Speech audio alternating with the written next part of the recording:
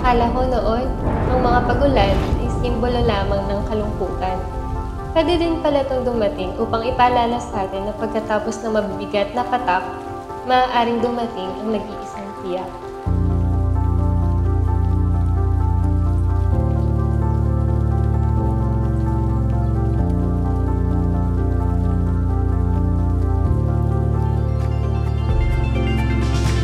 Sa dinami-rami ng pagkakataon na pwede na kitang makilala, yung araw na yon ang napili niya.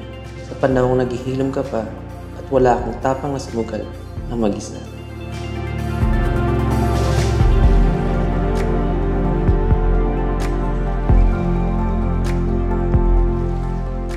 Sa naging paglalakbay, milya-milyang distansya ang sumubok at muntik pang malunod. Pero sabay nating nilangoy ang mga alon at hinamak ang mga oras na magkalayo na parang karagatang walang katapusan.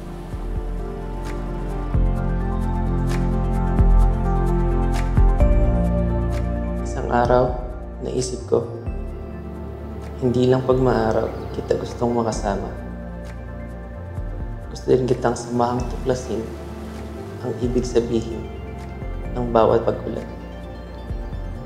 Dahil alam kong mula sa pagdilim ng mga ulap hanggang sa huling patak na babagsak mga kamay mo ang gusto kong hawak sa pagsalubong ng bagong araw.